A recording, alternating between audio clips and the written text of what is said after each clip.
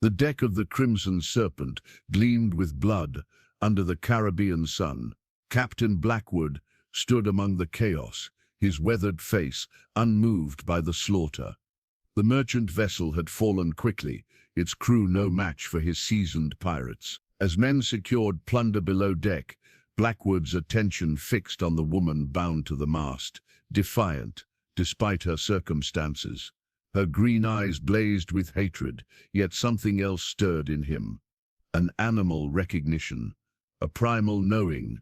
He approached slowly, inhaling deeply. "I can smell your fertile," the pirate captain whispered to the captive girl. Her expression shifted from fury to fear. The rough hands of pirates pushed Eliza Thornhill below deck, down narrow corridors that reeked of rum and unwashed men. Her silk dress, once pristine for her voyage to meet her fiancé, now bore the stains of the day's violence. The governor's niece, captured like common cargo.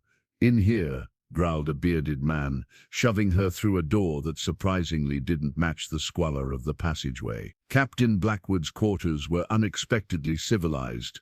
Polished mahogany shelves lined with leather-bound books, navigational instruments of brass and silver.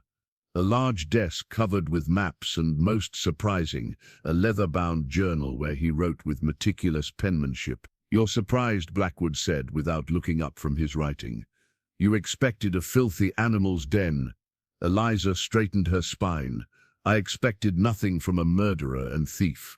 Blackwood finally raised his eyes, dark and penetrating. "Yet here you stand in the quarters of a Cambridge-educated physician. Life is full of surprises, Miss Thornhill." Her blood chilled. "How do you know my name?"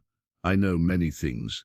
He closed his logbook, running his fingers across its worn cover. "Your uncle, the governor, your arranged marriage to Commander Hamilton, your journey to meet your intended." A smile played at the corner of his mouth. "Your monthly cycles." Heat flushed her cheeks. "You're no gentleman to speak of such things." "I'm no gentleman at all, but I am a man of science." He gestured to his bookshelf, where medical texts sat alongside nautical charts. "Before I became Captain Blackwood, I studied human biology extensively." The door burst open as a rail-thin man with a pockmarked face entered. "Captain, the men are asking about the woman. Bad luck to have her aboard." "Thank you for your concern, Jenkins," Blackwood replied coolly. "Tell them she's my concern alone."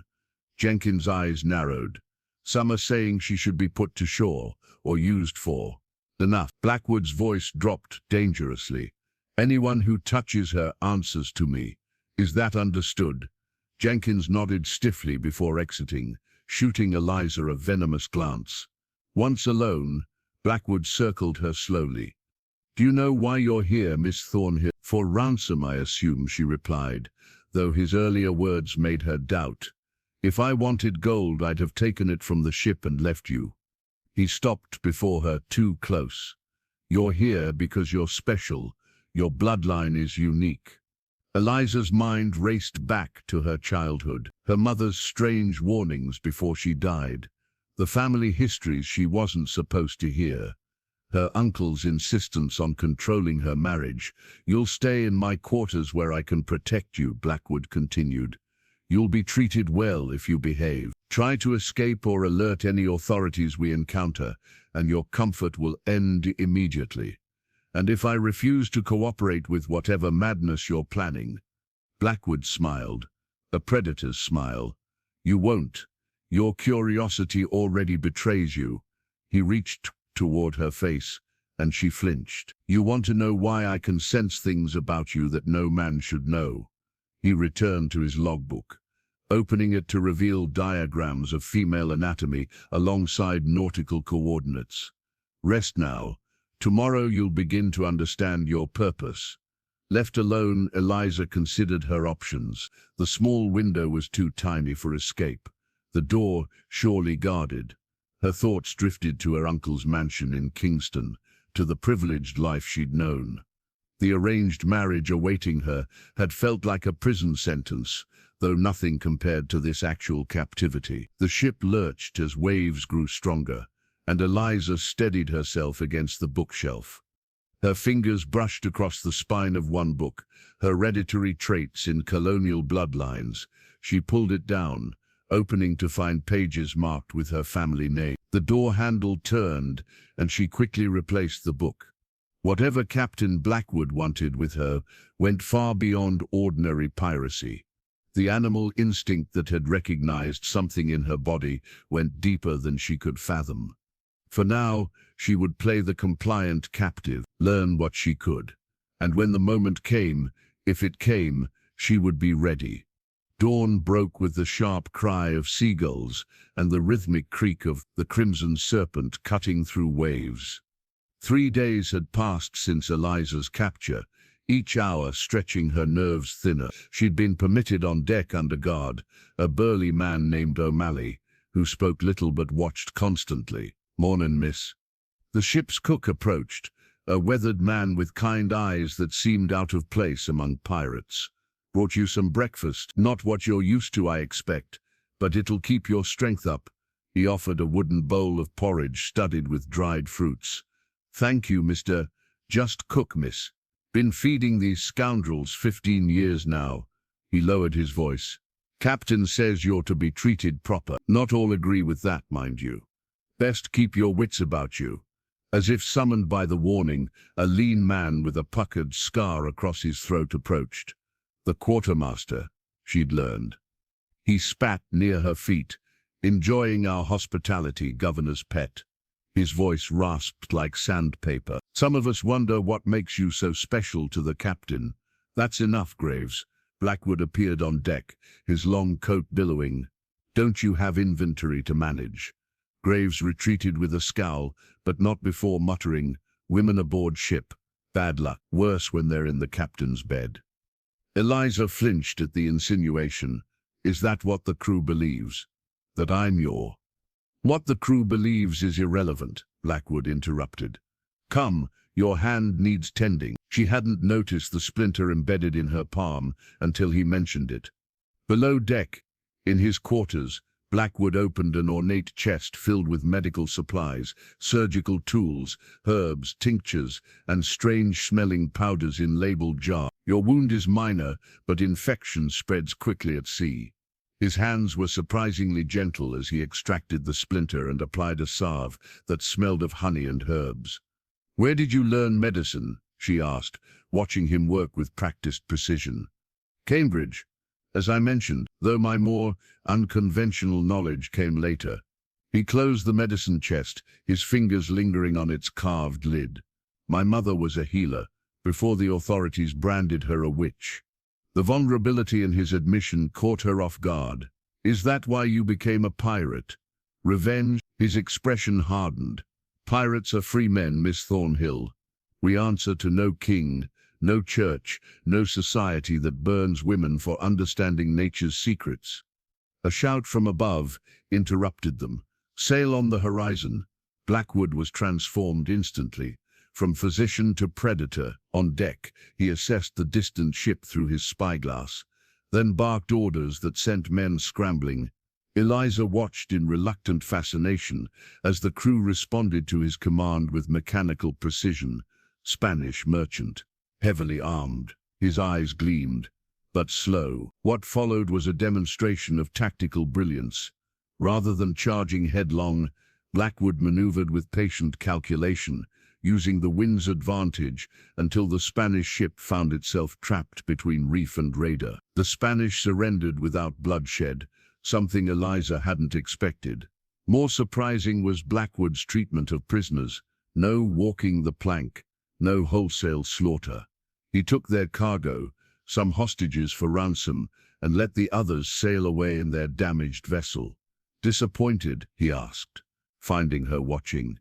"Expected more bloodthirst." "I expected a monster," she admitted. "A monster would be predictable. I prefer to keep you guessing." Later, as she helped cook prepare the evening meal, a task she'd requested to alleviate boredom, she observed Blackwood at his desk, through the open door of his quarters. He was absorbed in reading, occasionally making notes. Curiosity drew her closer. The book's title caught her eye, Fertility and Heredity in Noble Bloodlines. Interesting reading, Captain, she asked, before she could stop herself. He didn't look up. Knowledge is survival, Miss Thornhill, especially knowledge others fear. That night, dark clouds gathered with unnatural speed. Rain lashed the deck as waves grew monstrous. Eliza was confined to Blackwood's quarters as the storm worsened. He entered drenched, securing the door against the tempest. "The sea has moods," he said, removing his soaked coat, much like women. Lightning illuminated his quarters, casting strange shadows. For hours they remained trapped together as the ship battled the elements. He worked on calculations while she pretended to sleep on his bunk. Near midnight, a massive wave struck. The ship lurched violently, sending Eliza tumbling.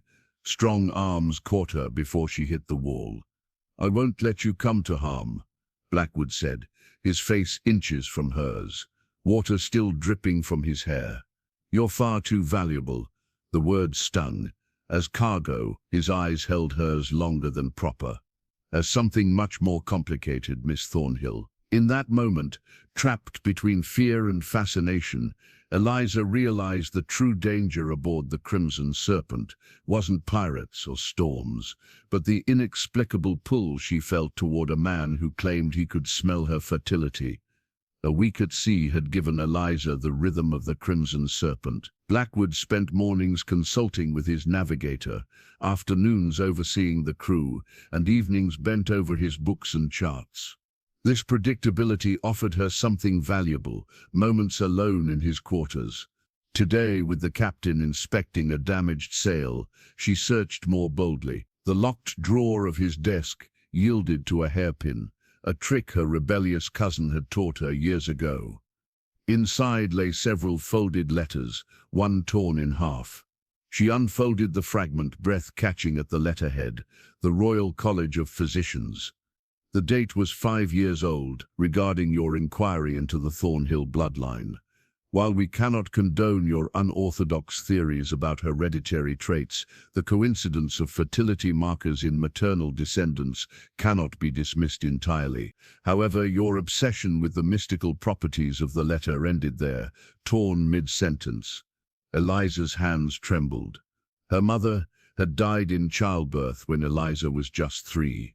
Family history was sparse, delivered in whispers and half-truths by her uncle's household. Footsteps approached. She hastily returned the letter, closed the drawer, and retreated to the small window, heart pounding. Blackwood entered, regarding her with suspicious eyes.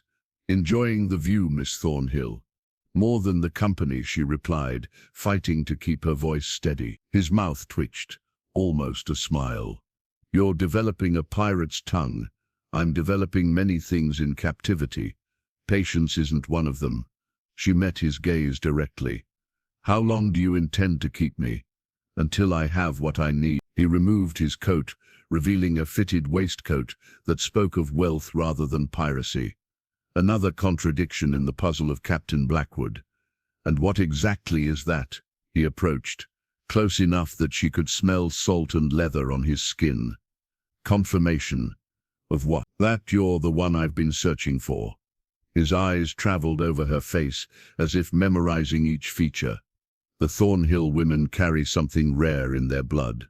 Your grandmother had it. Your mother too, though it killed her in the end." Cold fear slithered down Eliza's spine. "You knew my mother." "I knew of her, as I've known of you since you were a child." He turned away, pouring rum into a glass. "My research led me to your family years ago, but you were too young then. I had to wait." The implications horrified her. "You've been watching me, planning this abduction, planning your salvation," he corrected. "Though you don't yet understand from what." A commotion on deck interrupted them. Jenkins burst in without knocking. "Captain, the men are at each other's throats. Graves is stirring trouble about the woman." Blackwood's jaw tightened. "What now?" "Says keeping her aboard curses our hunt.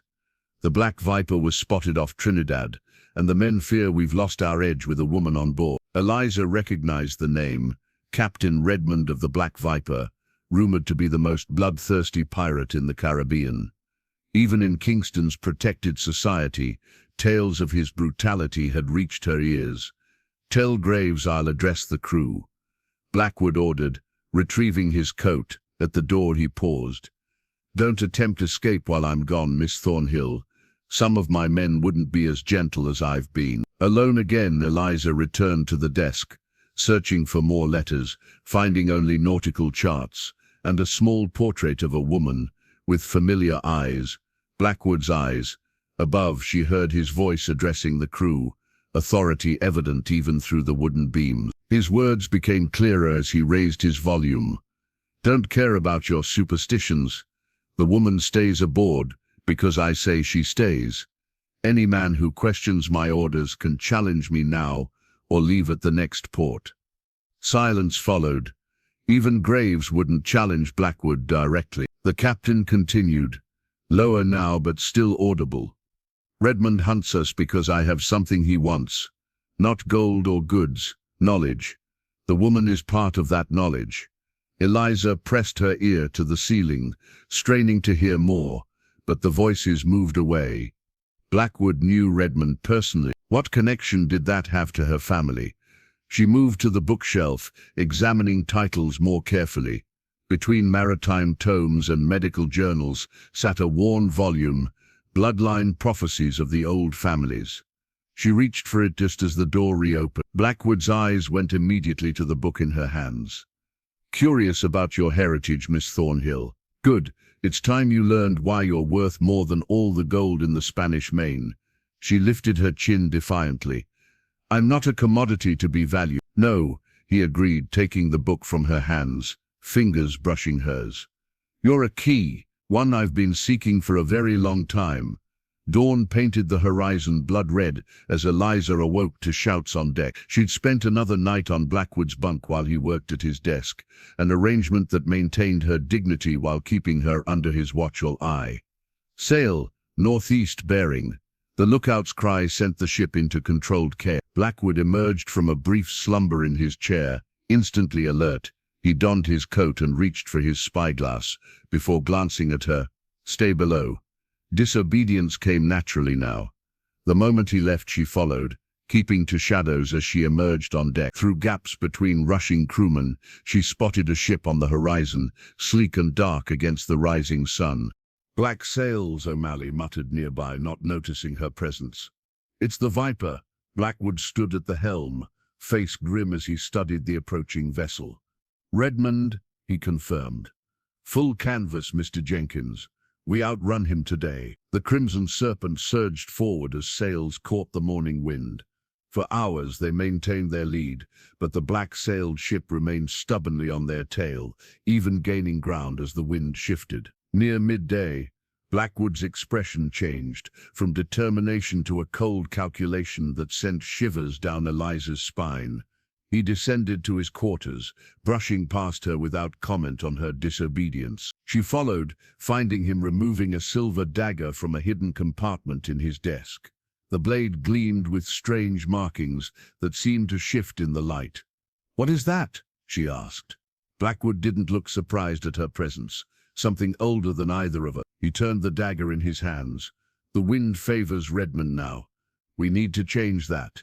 With a knife, with blood." His eyes met hers. "Your blood, specifically." Fear jolted through her. "You mean to sacrifice me to your pirate superstitions?" A rare laugh escaped him. "Nothing so dramatic. A few drops only, freely given.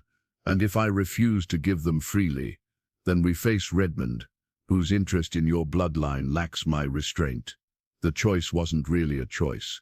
What must I do? Minutes later, they stood at the stern, hidden from most of the crew by stacked cargo. Blackwood held the silver dagger while murmuring words in a language Eliza didn't recognize. Old and guttural. "Your hand," he instructed. Reluctantly, she offered her palm. The blade was sharper than expected, slicing cleanly. He turned her hand, allowing 7 drops of blood to fall into the churning wake. "Now mine joins yours," he said, cutting his own palm and letting his blood mingle with hers in the sea foam. The air changed, charged like the moment before lightning strikes. The wind died completely, leaving sails limp. Then, impossibly dark clouds formed directly over the Black Viper, while clear skies remained above their own ship. A new wind rose, filling their sails while Redmond's ship struggled against suddenly opposing currents. "Impossible," Eliza whispered, watching the rival ship fall behind. "Not impossible, just forgotten knowledge." Blackwood bound her cut with a clean cloth, his touch lingering. "The sea responds to certain bloodlines." The crew noticed the unnatural weather shift. Those nearby crossed themselves or made warding signs. Graves watched from the quarterdeck, his expression murderous. "You've only confirmed their fears about me," she said. "Fear keeps them obedient," Blackwood replied. "But they'll also notice we've escaped Redmond. Results matter, pirates." That evening, Cook brought extra rations to Blackwood's quarters, where they dined together, a strange domesticity in their bizarre situation. "The men talk," Cook said, pouring wine. "They say you worked blood magic today." Blackwood seemed unconcerned. "Men always talk. They say the lady has power in her veins." Cook's eyes flicked to Eliza. "That you two together command the sea itself." "Perhaps we do," Blackwood answered with dangerous softness. After Cook left, Eliza confronted him. "What happened today?" "The truth." Blackwood studied her across the table. "You felt it, didn't you? When our blood mixed, the connection she had. A surge like liquid fire in her veins, an awareness of him that transcended normal senses." "Explain." "Some bloodlines carry old magic. Yours and mine are complementary." He rolled up his sleeve, revealing a birthmark shaped like a crescent moon. "My mother had this, her mother before her." Unbidden, Eliza touched her own shoulder where an identical mark lay hidden beneath her dress, a mark her mother had shared.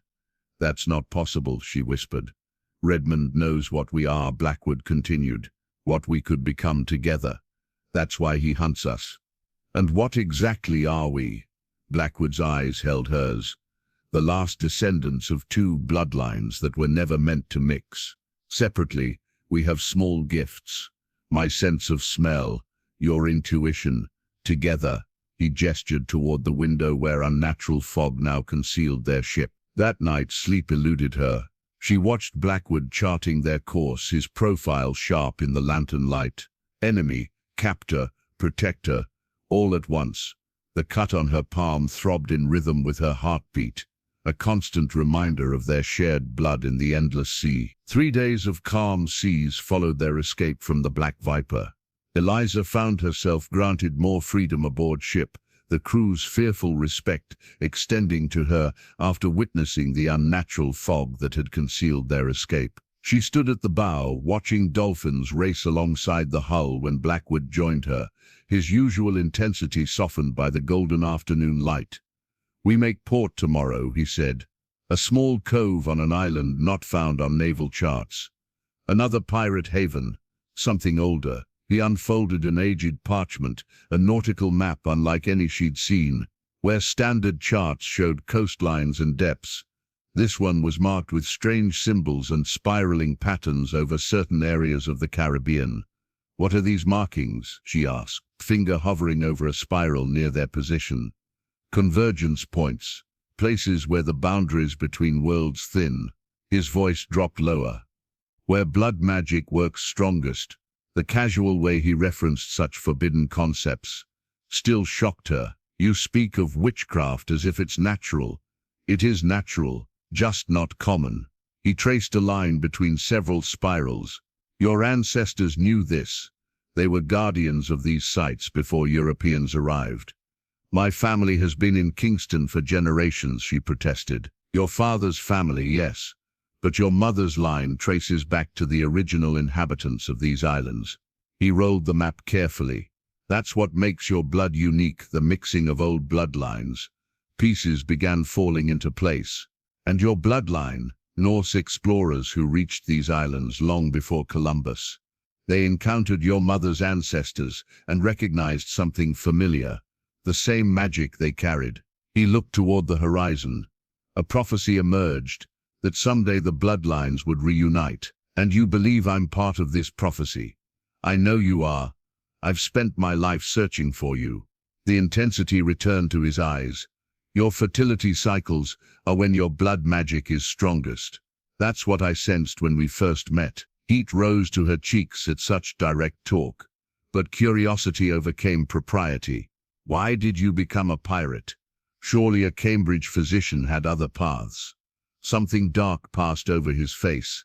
My father was a respected physician until he began researching blood magic. The Royal College denounced him as a heretic. When authorities came for him, my mother used her power to help us escape. His jaw tightened. They caught her, hanged her as a witch, while the same physicians who dined at our table watched. I'm sorry, she said softly. I took to the sea because it's the one place where men can still be free. He looked at her directly, and because the sea responds to our kind. At dawn, they anchored in a hidden cove, surrounded by lush green cliffs. Blackwood ordered most men to remain aboard while he, Eliza, and 3 trusted crewmen took a longboat to shore. The island seemed uninhabited until they crested a hill, and Eliza gasped. Below lay a small village of thatched huts, centered around a stone building weathered by centuries. An elderly woman emerged from the largest hut. Dark-skinned and white-haired, she wore shells and beads that clicked together as she approached. Madame Kalfu, Blackwood greeted her with unexpected deference. The woman ignored him, her eyes fixed on Eliza. You've brought her at last. Her accented English was clear despite her age. The daughter of daughters. You know who I am? Eliza asked. I know what you carry. Madame Kalfu took Eliza's hand, turning it to reveal the healing cut from the blood ritual. He's used your power already, unwise before your awakening. Blackwood tensed. There was no choice. Redmond still hunts you, yes. The old woman sighed. Come, both of you. Inside her hut, smoking herbs created a haze that made Eliza's head swim. Madame Kalfu examined both their birthmarks before mixing a bitter tea. Drink, she commanded Eliza. See what he cannot tell you. The liquid burned, going down. Images flooded her mind, a pregnant woman fleeing through jungle paths, a baby with a crescent mark, generations of women passing down, whispered secrets. My mother, she gasped. She knew about this. She tried to break the cycle, Madame Kalfu confirmed. To keep you from your fate, she died for it. What fate? Eliza demanded. The old woman looked between them. When these bloodlines join fully, great power awakens. Some believe it brings destruction, others salvation. She fixed Blackwood with a stern gaze. She is the one your prophecy speaks of, but she is not ready. The joining must come in its time, not forced by your will or Redmond's. Outside, as they prepared to return to the ship, Eliza confronted him. You have a choice to make, Captain. Return me to Kingston or tell me everything. No more half-truths. Blackwood studied her, seeing not a captive now but an equal. Everything then, starting with why Redmond wants you even more than I do. The Crimson Serpent supplies dwindled faster than expected. Fresh water, salted meat and gunpowder, all essential for survival, ran dangerously low. After a tense council with his officers, Blackwood made a decision that sent murmurs through the crew. We make for Port Royal, he announced, silencing protests with a raised hand. One night only, replenish critical supplies and vanish before dawn. Jenkins voiced what others wouldn't. Port Royal's crawling with Navy men, Captain. Hanging pirates is their favorite sport, which is why they won't expect us to dock openly, Blackwood countered. We'll fly merchant tours and use the Eastern Wharf, where the harbour master can be persuaded to look elsewhere. Later, in his quarters, Eliza confronted him. Port Royal is my uncle's jurisdiction. You're delivering me to my doorstep. Blackwood unlocked a chest beneath his bunk, removing civilian clothes, finely made, befitting a merchant captain. Or perhaps you'll discover truths your uncle has hidden. What do you mean? In Port Royal, you'll play my wife." He held up a simple gold band. "Miss Catherine Blackwood, traveling with her merchant husband. And if I refuse, if I cry for help the moment we dock," his expression darkened, "then your uncle will likely have me hanged. But not before Redmond learns of our location through his spies. Is that the fate you choose for both of us?" The question lingered as Port Royal appeared on the horizon 2 days later, a bustling harbour town where British colonial power was concentrated in fortresses and gallows. Eliza emerged from Blackwood's quarters, transformed. Gone was the tattered silk of her capture. She wore a modest blue dress from their recent plunder, her hair arranged simply beneath a bonnet. Blackwood himself was unrecognizable without his pirate regalia, dressed instead as a respectable merchant captain. "Remember," he whispered as they prepared to disembark, "you're a devoted wife. We keep to ourselves, complete our business, and leave before nightfall." The charade began smoothly. The harbour-master accepted a hefty bribe. Jenkins and select crew dispersed to acquire supplies, and Blackwood escorted Eliza through familiar streets, now made strange by her circumstances. "We need to visit a particular shop," he explained, guiding her toward the less reputable district. "A man who trades in information as well as goods." They passed a public notice board that made Eliza freeze. There, prominently displayed, was a proclamation bearing her uncle's official seal, a reward for information leading to her safe return, alongside a crude sketch of her face. More shocking was the adjacent notice, a wanted poster for Captain Blackwood, offering £500 for his capture, dead or alive. The artist's rendering was remarkably accurate. "It seems I've risen in value," Blackwood murmured, studying the poster. "Though not as high as you, my dear." The reward for her return was £1,000, an astronomical sum. "My uncle must believe you dead," Eliza realized.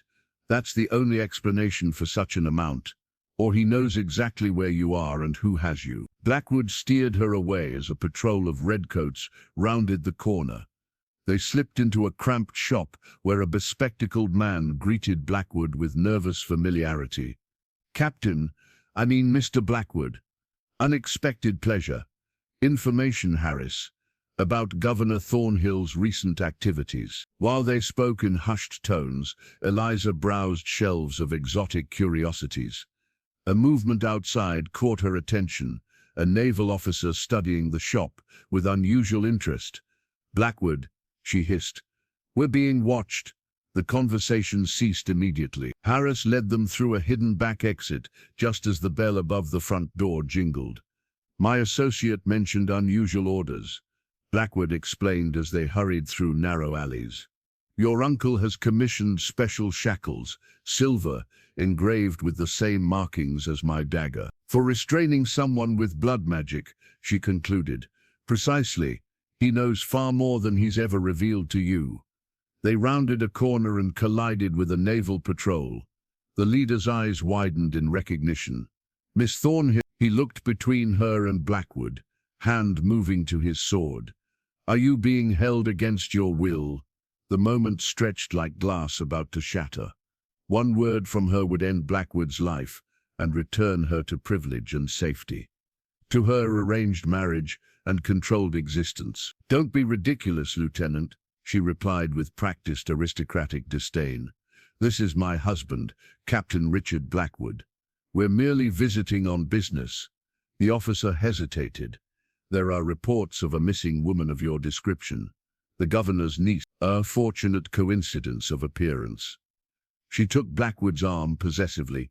"Now, if you'll excuse us." The officer bowed stiffly, but his suspicious gaze followed as they walked away. "That was Commander Hamilton," she whispered once out of earshot. "My betrothed." Blackwood's arm tightened beneath her hand. "You chose not to return to him. I chose truth over comfortable lies. For now." Her eyes met his. "But my patience for half-truths has ended, Captain." A commotion erupted behind them. Shouts of recognition. Their hastened pace became a run toward the harbour as the alarm spread through Port Royal's garrison. It seems your fiancé had second thoughts about letting you go, Blackwood said as they raced toward the Crimson Serpent, where Jenkins waited with their supplies. He was never one to accept rejection gracefully, she replied, gathering her skirts as they fled from the life she once knew. Their escape from Port Royal came at a cost. Rain lashed the deck as they fled into open water, pursued briefly by a naval cutter before a squall concealed them. Eliza had worked alongside the crew, hauling lines and securing cargo despite her sodden dress. By nightfall, the Crimson Serpent had outrun danger, but Eliza collapsed as the last sail was secured. Blackwood carried her to his quarters, her skin burning against his chest. "Fever," he murmured, laying her on his bunk. The rain and exhaustion. For 3 days, tropical fever ravaged her. Blackwood rarely left her side, applying cool cloths to her forehead and mixing medicinal tinctures from his stores. When delirium took hold, he cradled her head, coaxing water and broth between her parched lips. "Stay with me," he commanded, when her breathing grew shallow. "Your story doesn't end here, Eliza Thornhill." In her fever dreams, reality blurred with visions. She saw her mother standing on a cliff edge, the same crescent birthmark visible on her shoulder. A silver dagger gleamed in her hand as she whispered, "The bloodlines must never join." The scene shifted. A young boy, Blackwood, as a child, watched from hiding as soldiers dragged a woman from a cottage. "Witch," they cried, while a man in physician's robes pointed accusingly. The boy's father pulled him deeper into the forest, whispering, "Remember what she died protecting." Eliza's consciousness surfaced briefly. Blackwood sat beside her, head bowed in exhaustion. Around his neck hung an open locket she hadn't seen before.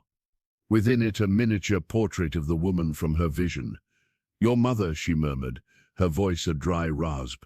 His head snapped up. "You're awake." "I saw her, in my dreams." She struggled to focus. "They took her away." Blackwood's expression tightened. "How could you know that?" "I saw through your eyes, your memories." She reached weakly for the locket. She had the mark too. He closed his hand around the silver oval, a family heirloom. "It belonged to my grandmother first, then my mother." Hesitantly, he removed it from his neck and placed it in her palm. Inside is a lock of her hair beneath the portrait. The metal felt unnaturally warm against her fever-hot skin. Images flooded her mind, generations of women with the crescent mark, a ship with Norse sails approaching a Caribbean island. Blood mixing with salt water as two people clasped hands over an altar stone. "Our bloodlines," she gasped. "They were separated by force, a curse," Blackwood confirmed, "cast by those who feared what would happen if they joined."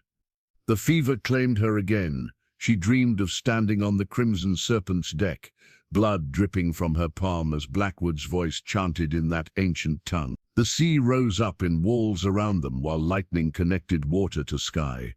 She awoke to find Cook replacing Blackwood at her bedside. "The captain's finally sleeping," he explained, offering fresh water. "3 days without rest, tending you, never seen him like that over anyone." 3 days. Her voice sounded strange to her own ears. Cook nodded.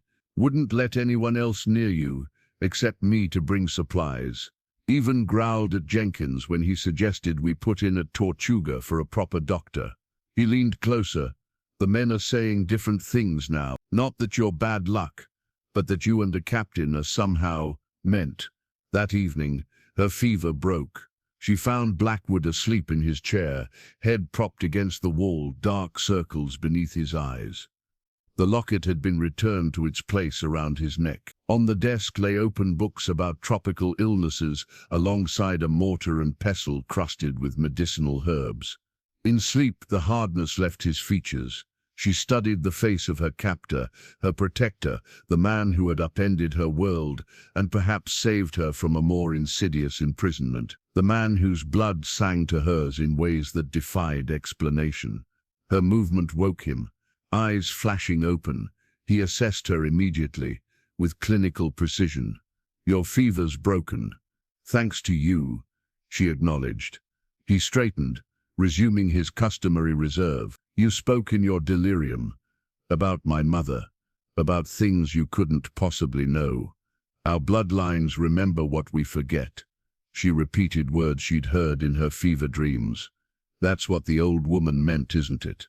At the village, Blackwood poured a measure of rum with unsteady hands. "What else did you see?" "A prophecy, a curse. Two bloodlines separated by those who feared their power united." She met his eyes directly, and I saw what happens when we combine our blood with seawater. His glass paused halfway to his lips. "Then you understand why Redmond hunts us. Why your uncle keeps silver shackles ready." He set the rum aside untouched. "And why I had to find you before they did." Dawn light filtered through the small window, illuminating dust motes between them. For the first time, Eliza saw not her abductor, but a man fighting the same fate that entangled her. "What happens now?" she asked softly. "We have a choice to make." He touched the locket at his throat. "Continue running from what we are, or embrace it together." Recovery came slowly. Even after the fever broke, weakness lingered in Eliza's limbs, her body drained by the battle against illness.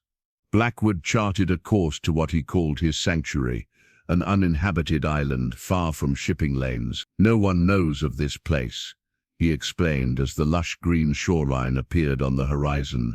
"Not my crew, not Redmond, certainly not the Royal Navy."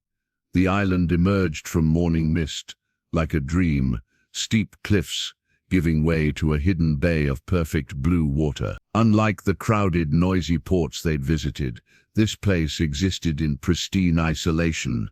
The Crimson Serpent anchored offshore, and Blackwood ordered the crew to remain aboard while he took Eliza ashore in a longboat. "They believe this island is cursed," he explained, rowing them toward a narrow beach. "Local fishermen avoid it, perfect for our purposes." "Which are?" she asked, still wary despite their evolving relationship. "Recovery, training, preparation." He secured the boat on white sand. "Time to strengthen you before Redmond finds us again." A path wound through dense jungle, climbing steadily until they reached a clearing. There stood a small wooden dwelling, simple but sturdy, clearly maintained despite infrequent use. "My father built this years ago," Blackwood said, opening the door. "A place to study in peace." Inside was unexpectedly comfortable. A bed with clean linens, shelves of books and supplies, windows positioned to catch sea breezes. It felt more like a scholar's retreat than a pirate's hideout. "How often do you come here?" she asked, running fingers over leather-bound journals. "Not often enough." Something softened in his expression.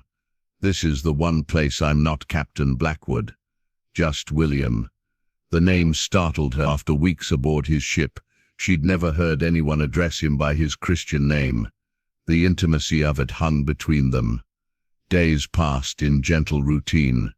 Morning walks along the shore as her strength returned, afternoons spent with Blackwood. William as he shared knowledge about their bloodlines. Evenings reading by lamplight while he charted stars from the doorway. On the fourth day, he led her deeper into the island's interior. "There's something you need to see." The jungle gave way to stone steps, so ancient that nature had reclaimed most of their form. They climbed until reaching a plateau, where crumbling walls stood in silent testimony to a forgotten civilization. "Temple ruins," she breathed, touching weathered stone carvings. "Built by your mother's ancestors," William confirmed. "One of the convergence points on my map." The central structure remained partially intact, a roofless chamber with an altar stone at its center. The walls bore carvings of celestial patterns and human figures, with crescent marks prominently displayed. "They worshipped here?" she asked. "They worked magic here." He traced a carving showing two figures, with joined hands, blood dripping into water. "The same magic we've experienced." As sunset painted the ruins in golden light, William began her training. First with the silver dagger, teaching her to handle it properly. Then with knowledge, ancient words in a language her tongue somehow remembered without learning. Your blood already knows, he explained when she perfectly pronounced words she'd never seen. Just as your body knows how to breathe. Daily, they practiced small magics, calling mist from clear air, sensing approaching storms, healing minor cuts with salt water and blood. Redmond has some of these abilities, William warned as they rested against a temple column. His bloodline branched from mine centuries ago, diluted but dangerous. What does he want with us? Power.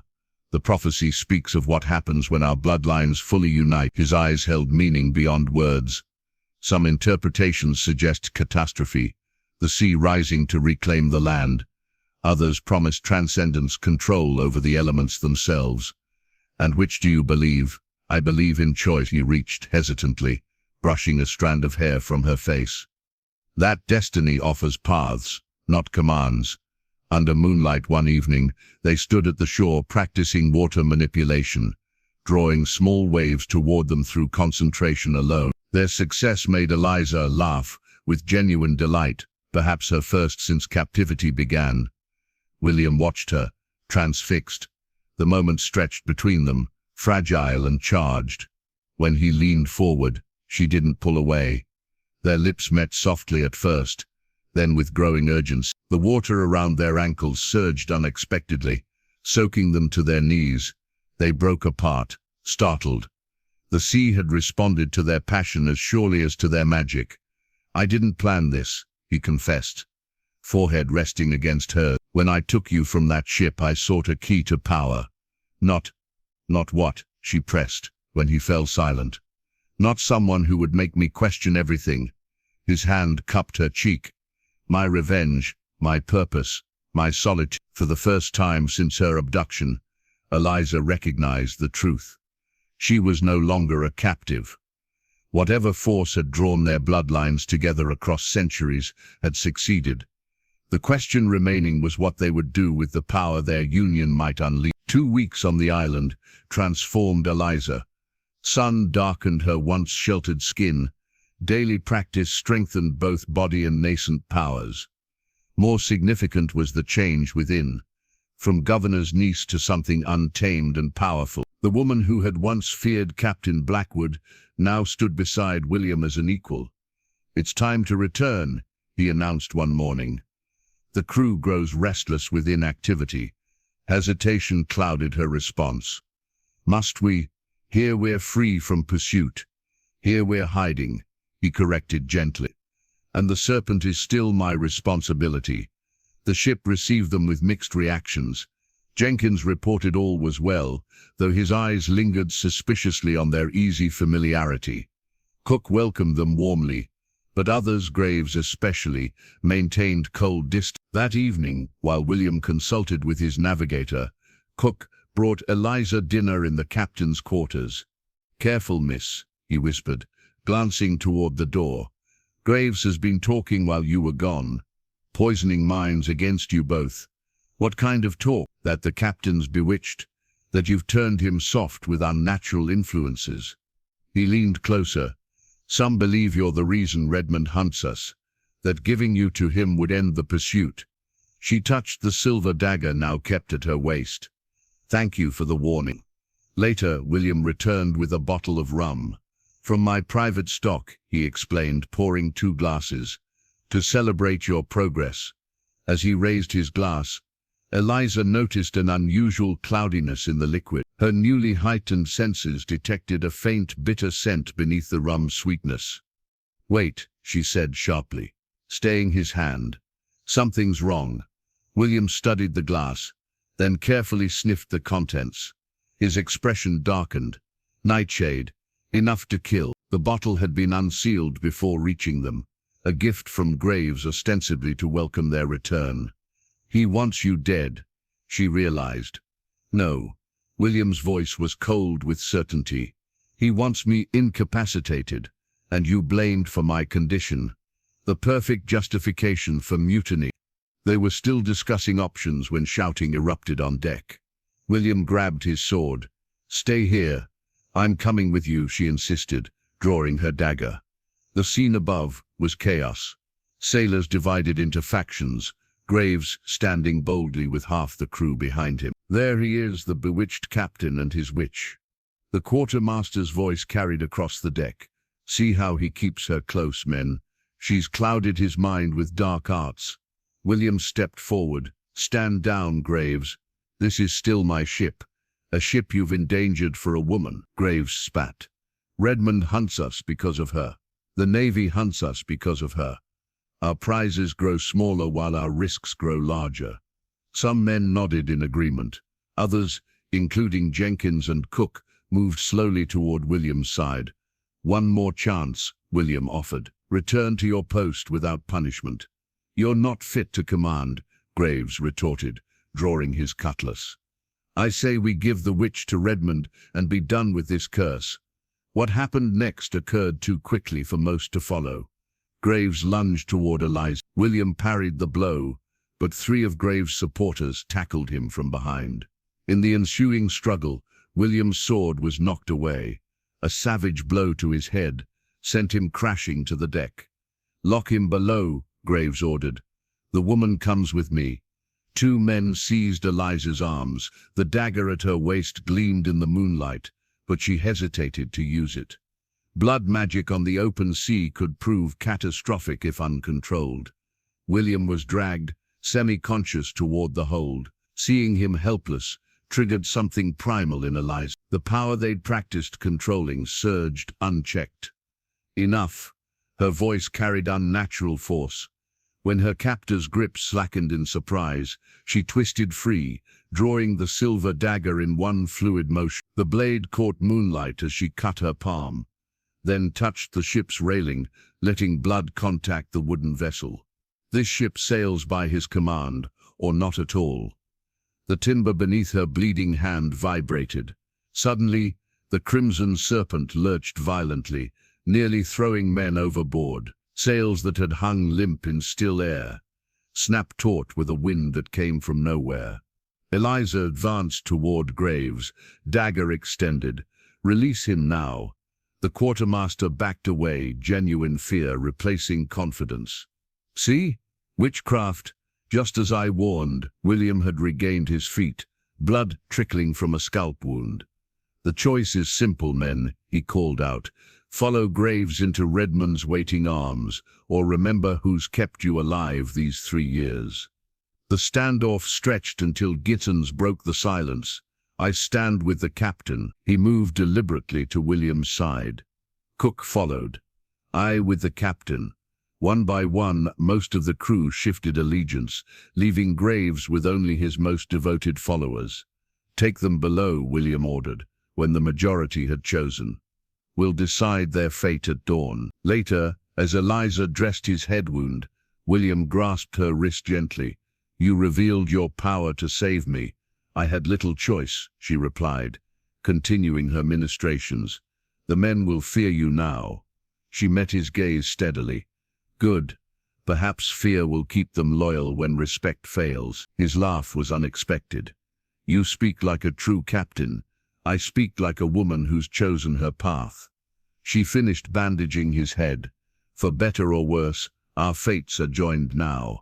Dawn found Graves and his 3 most loyal conspirators in chains on the main deck. The rest who had wavered during the mutiny had sworn renewed allegiance to William, some out of loyalty, others from fear after witnessing Eliza's power. Tradition demands keel-hauling for mutineers. William addressed the assembled crew. But I'm not without mercy. He offered a choice, trial at the next pirate haven, or immediate marooning on a nearby deserted island. Graves chose the island, preferring the slim chance of survival to certain hanging. As preparations for their departure proceeded, a lookout's cry pierced the morning calm. Sail, small craft, approaching off starboard bow. The vessel was merely a fishing boat, seemingly harmless, but William ordered battle stations regardless. No ordinary fisherman approaches a pirate ship willingly. The small boat carried a single occupant who made no threatening moves, merely holding up an empty hand to show peaceful intent. William permitted it to approach within hailing distance. I bear a message for Captain Blackwood. The man called up. From whom? William demanded. Captain Redmond of the Black Viper. Tension rippled across the deck. William signaled for a rope ladder to be lowered, but instructed armed men to flank the messenger. The man who climbed aboard was unremarkable, weathered from sun and sea, neither young nor old. His only distinctive feature was a tattoo of a snake, coiled around his neck. "Speak your message," William commanded. Instead of words, the messenger extended a closed fist, then opened it to reveal a small piece of black paper. The crew nearest him recoiled.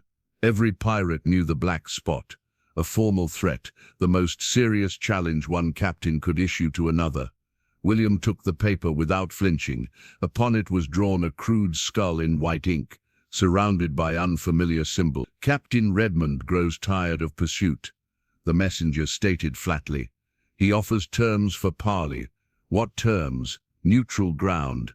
3 days hence at Skeleton Key, you, the woman, and 2 men of your choosing. Captain Redmond will bring the same." William's expression revealed nothing. "And if we decline, then he hunts every ship in these waters until he finds you. He burns every port that might shelter you. He offers gold to every pirate and privateer from Havana to Barbados for information on your whereabouts." The messenger's voice remained emotionless. "Captain Redmond says to tell you he knows what you seek to accomplish with the Thornhill woman. He says the prophecy has another interpretation you haven't considered." Eliza stepped forward despite William's warning glance. "What does Redmond want with me?" The messenger's eyes fixed on her birthmark, visible at the edge of her collar. "Captain Redmond says to tell you he can protect you from what Blackwood hasn't revealed." "Enough," William cut in. "Tell your captain we'll consider his offer." After the messenger departed, heated debate erupted among the officers. Jenkins urged ignoring the challenge. "It's obviously a trap. Trap or not, we can't outrun Redmond forever," William countered. "Eventually supplies dwindle, men tire, luck fails." Later, alone in his quarters with Eliza, he unfolded the black spot again. "There's something you should know about Redmond. You've hinted at a connection before," she said. William poured rum from a fresh, untainted bottle and drank deeply before speaking. "Julian Redmond was once Julian Blackwood. My brother." The revelation struck like physical force. "Your brother hunts us." "Half-brother, same father, different mothers." William's voice turned bitter. "My father's first wife died in childbirth. He remarried my mother years later. Julian was already grown when I was born. And he shares your bloodline abilities to a lesser degree. His mother had no magic, while mine carried the stronger gift." William traced the skull on the black paper. "He resented me from childhood. When our parents died, he embraced piracy purely for violence, while I sought knowledge about our heritage. Why does he hunt us now? Jealousy, ambition." William met her eyes directly. "Fear of what our bloodlines might accomplish together. The prophecy speaks of power when the lines reunite, but doesn't specify who wields it or to what purpose." "And what is your purpose, William?" The question had lingered unasked until now. He hesitated. "Initially, revenge against those who condemned my mother. Power to ensure no one could threaten me again." His expression softened. "But now, I'm less certain." The admission felt more intimate than their kiss had been. "The messenger mentioned protection," she pressed. "What haven't you told me?" William's shoulders tensed. "Some versions of the prophecy suggest the joining of our bloodlines creates power at great cost. That one or both participants might not survive the ritual. And you still sought me out. I believed I could control the outcome through precise application of the ritual." His voice roughened. "Before I knew you as more than a means to an end." Eliza absorbed this, anger and understanding warring within her. "And Redmond likely believes he can harness the power without completing the true ritual, use us separately to fuel his own ambitions." William stood restlessly. "If we meet him, we'll be vulnerable. If we don't, he'll never stop hunting us," she finished. "Precisely." Eliza took the black spot from his hands, studying the ominous skull. "Then we meet him on his terms, but prepare on ours." Skeleton Key loomed on the horizon, a crescent-shaped island with jagged rocks resembling teeth along its shore. Dark clouds gathered unnaturally above it, as if the meeting place itself anticipated blood. A fitting name, Eliza observed from the Crimson Serpent's bow. William stood beside her, spyglass trained on the approaching landmass. It's no coincidence Redmond chose this location. The island sits atop a convergence point, one of the strongest in the Caribbean. The crew had been briefed.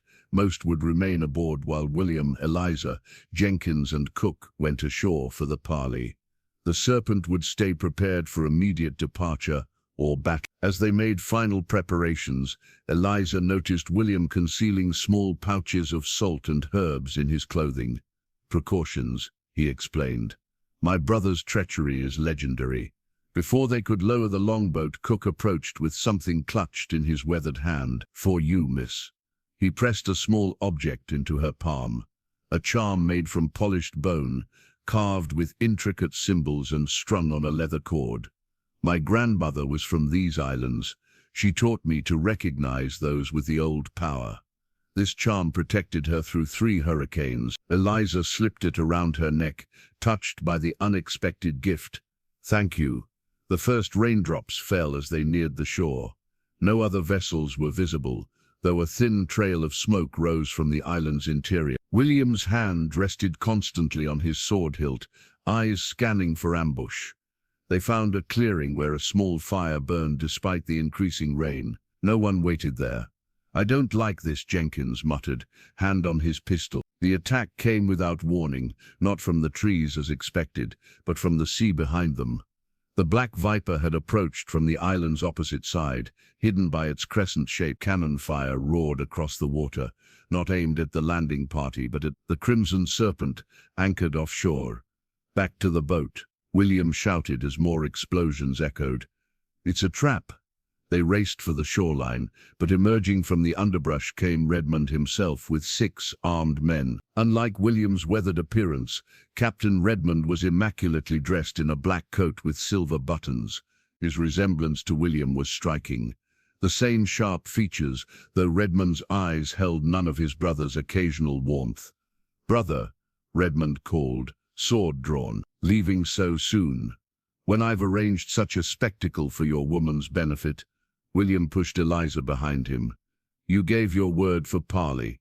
Pirates rarely keep their word." Redmond's smile was cold, especially to thieves of birthright. The skirmish erupted in chaos. Jenkins and Cook engaged Redmond's men while William faced his brother directly. Eliza, initially sidestepping the fight, found herself confronted by a burly pirate with rotting teeth. "Captain wants you alive," he growled, lunging to grab her. Weeks of training with William had transformed her from governor's niece to fighter. She ducked the man's grasp, drawing her silver dagger in fluid motion. When he charged again, she slashed precisely across his forearm, drawing blood. The man howled in pain, but Eliza didn't retreat. She pressed forward. Blade weaving patterns William had drilled into her muscle memory. The pirate, unused to female resistance, fell back in surprise before her aggression.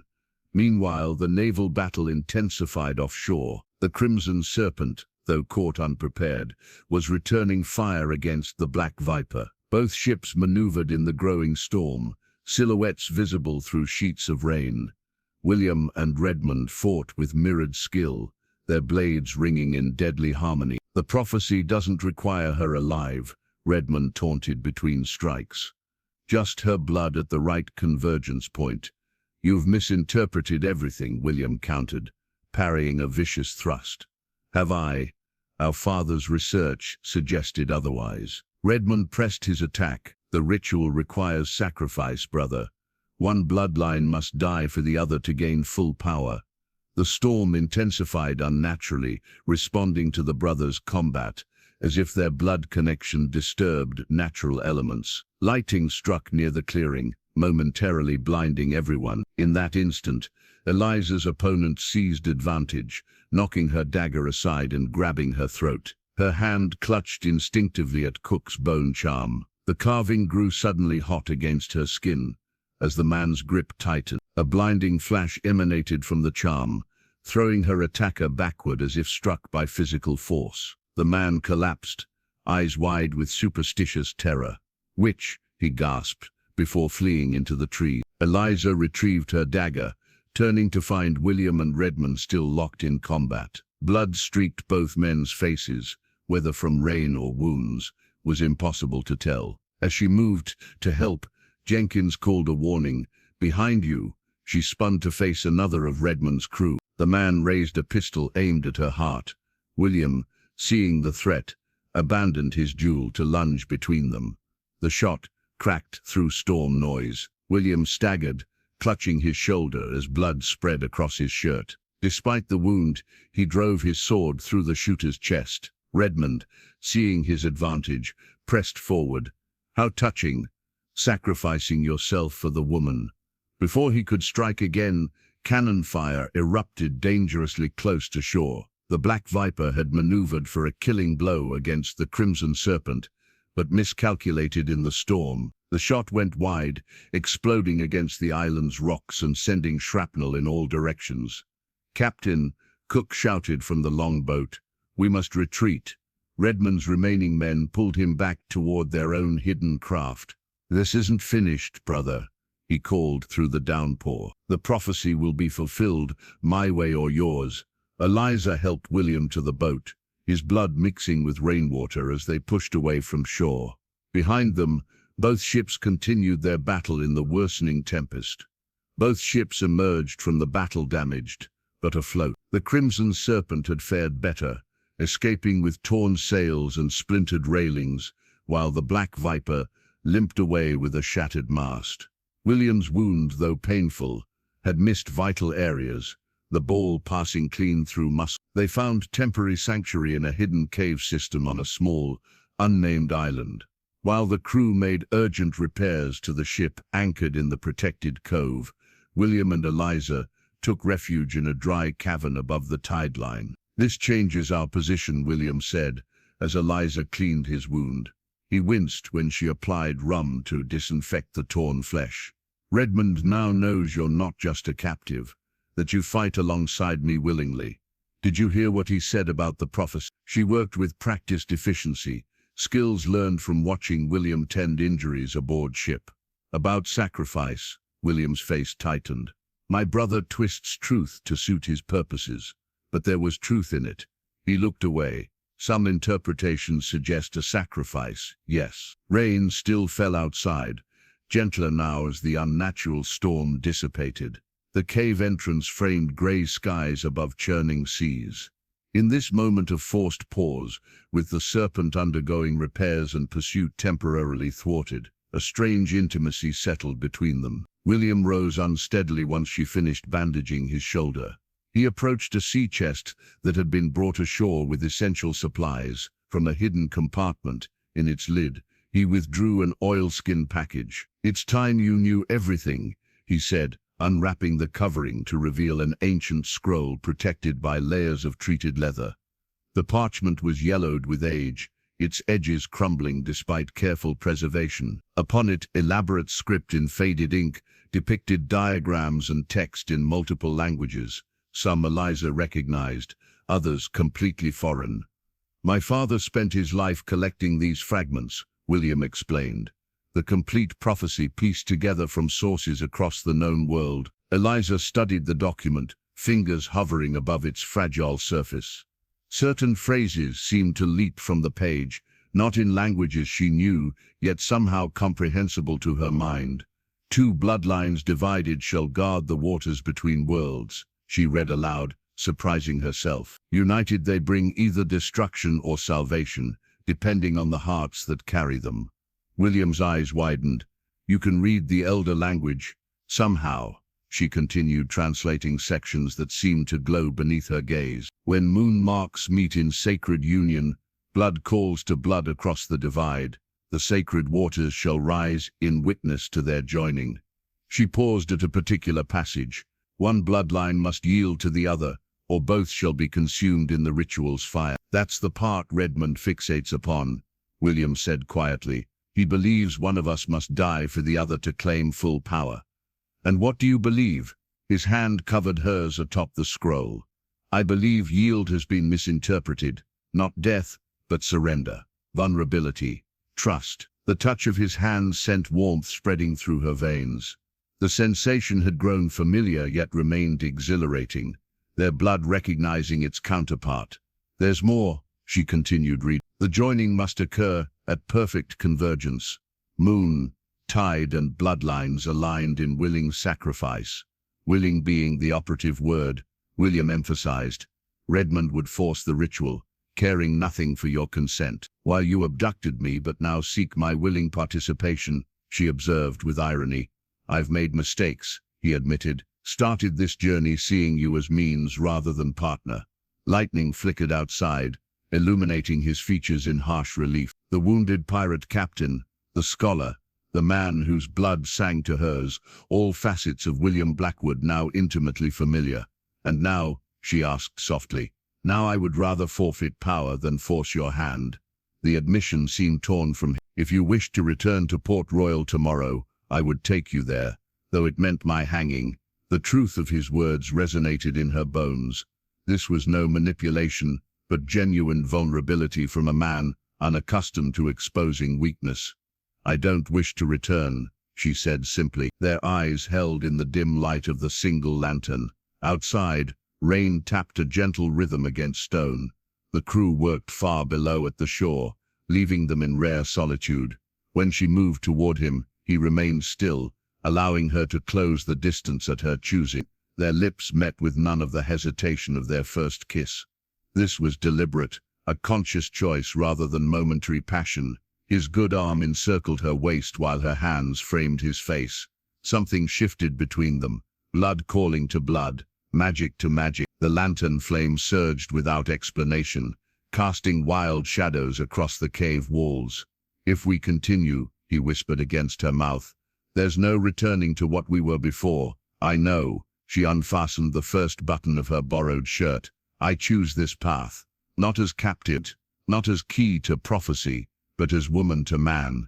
The ancient scroll lay forgotten as clothing fell away. Their birthmarks seemed to glow faintly in the lantern light as skin met skin. Outside, the tide rose higher than normal, waves responding to the magic of bloodlines, beginning their true convergence. Dawn found them entwined on blankets spread across the cave floor. Eliza woke first, watching the soft rise and fall of William's chest. His wounded shoulder finally relaxed in sleep. The previous night had transformed everything between them. No longer captain and captive, but equal partners in whatever fate awaited. His eyes opened, finding hers immediately. Any regrets? He asked, voice rough with sleep. None, she replied, tracing the outline of his birthmark with gentle fingers. Though many questions remain, a shout from below interrupted their moment. Jenkins called urgently for the captain. William dressed quickly, grimacing as he worked his injured arm into his shirt. Outside, a clear morning had replaced the storm. The Crimson Serpent floated in the sheltered cove, repairs nearly complete, but on the horizon, unmistakable against the blue sky, sailed a British naval frigate. How did they find us? Eliza asked, as they descended to the beach. Perhaps they followed the battle, William suggested, or perhaps someone guided them. Jenkins approached with a spyglass. It's the HMS Intrepid, Captain. Fastest ship in the Jamaica squadron. William's expression darkened as he took the glass. Commanded by Alexander Hamilton. My fiancé, Eliza whispered, the life she'd left behind suddenly, jarringly present. Through the spyglass, William studied the approaching vessel. There's another ship beyond, the Black Viper, still damaged but following the naval vessel. Redmond and Hamilton together. Jenkins sounded incredulous. Not together, William corrected. Hamilton hunts us officially. Redmond shadows him, waiting for his opportunity. He lowered the glass. We're caught between them. Preparations for immediate departure followed. The crew worked feverishly to load remaining supplies and secure the ship for sailing. William and Eliza joined the effort. Despite his injury, every moment precious before the frigate came within firing range. As they worked, a sailor discovered a packet hidden among the supplies, official papers bearing the Royal Navy seal. William broke the wax, scanning the contents with growing concern. Orders for Commander Hamilton, he explained to Eliza, specifically commissioning him to capture or kill me and recover you. He handed her the document. Note the wording. The commission spoke of retrieving the governor's ward and bringing her to Port Royal, regardless of her condition or claims. Most disturbing was the addendum. Should Miss Thornhill demonstrate symptoms of mental confusion or unnatural influence, she is to be secured with the provided silver restraints and kept isolated until examination by approved physicians. They would declare me mad, she realized. Claim I was bewitched to explain my willingness to remain with you. Your uncle can't acknowledge the truth of your bloodline publicly, William agreed. Far easier to declare you enchanted or insane. The sound of cannon fire cut their conversation short, a warning shot from the approaching frigate, not close enough to damage, but signaling clear intent. We can't outrun the Intrepid, Jenkins warned. Not with our repairs still fresh. William's tactical mind worked visibly. We don't need to outrun her. Just stay between her and the Viper. Hamilton won't risk destroying you along with us. As the Crimson Serpent prepared to sail, a longboat approached from the frigate under flag of parley. Within it sat a uniformed officer Eliza recognized immediately, Commander Alexander Hamilton himself. They're offering terms, William observed. Let me speak with him. Eliza suggested.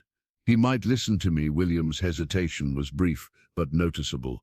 You might not return. I will, she promised. The certainty in her voice leaving no room for doubt. The meeting occurred on a narrow strip of beach, William watching tensely from the ship. Hamilton had changed little in the months since Eliza had last seen him. Still handsome in his pressed uniform, his posture rigid with military bearing.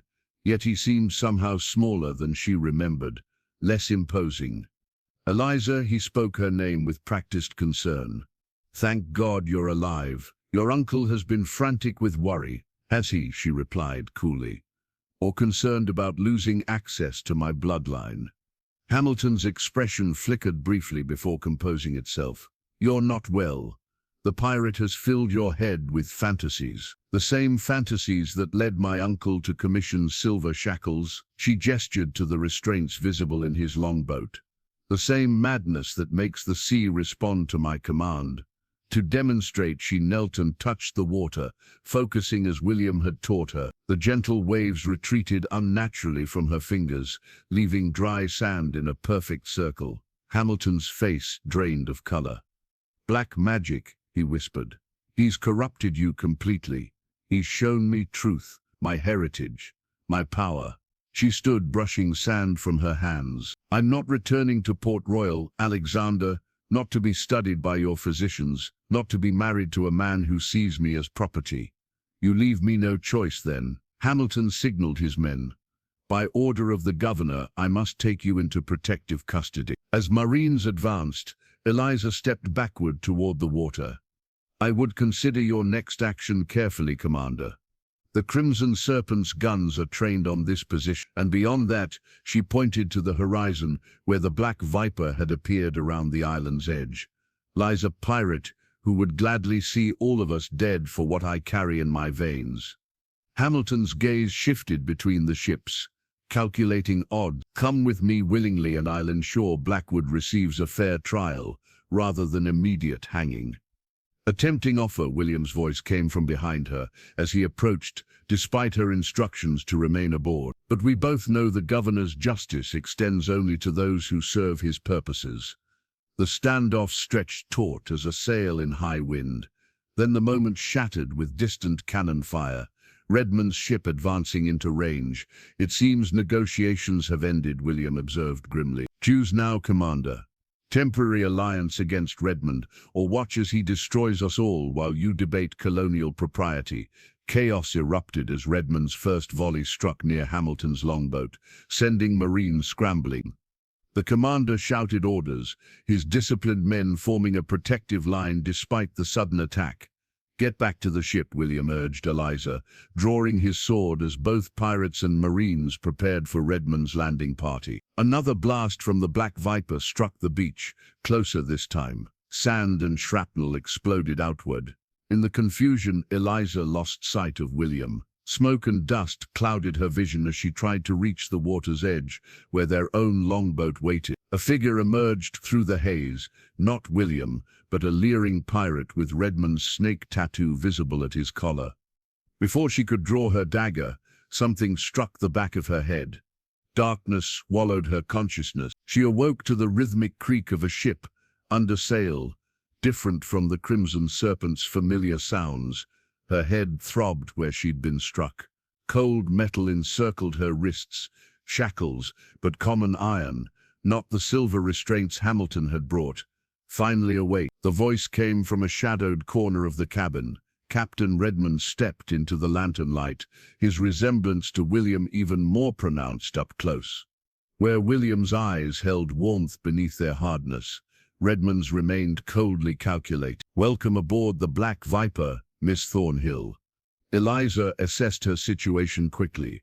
The cabin was luxurious but secure, no weapons within reach, small windows too narrow for escape. "Where is William, my dear brother?" Redmond smiled without humor. "Last I saw, he was negotiating with the British commander." Quite the unexpected alliance forming there. Relief washed through her. "William was alive. What do you want with me?" "The same thing my brother wants. The same thing your uncle wants." Redmond approached, studying her with unsettling intensity. "Access to the power in your blood." He moved to a cabinet, removing an object wrapped in black velvet. Unwrapping it revealed a stone tablet roughly the size of a book, covered in carvings similar to those from the temple ruins. The symbols seemed to shift under her gaze, as the ancient scroll had. "You recognize these markings," he observed. "Your blood remembers what your mind doesn't." "The prophecy," she acknowledged. "William showed me the complete version." "Did he?" Redmond traced the stone surface with one finger. "Did he show you this interpretation? The one that speaks of sacrifice rather than union?" "He mentioned your misunderstanding of it." Anger flashed across Redmond's features. "Misunderstanding? I understand perfectly. Our father translated these texts for years before William was even born." He turned the stone to display a particular section. "The prophecy is clear: when the bloodlines converge, one must yield to the other. My brother believes this means romantic surrender." "I know better." "And what do you believe it means?" "That one bloodline must die so the other can absorb its power." His smile returned, colder than before. "My father suspected this when he sought out your mother years ago. He needed to verify if her bloodline carried the complementary magic to ours." The revelation struck Eliza like physical force. "Your father knew my mother? Courted her briefly before her family arranged her marriage to your father?" Redmond placed the stone tablet on his desk.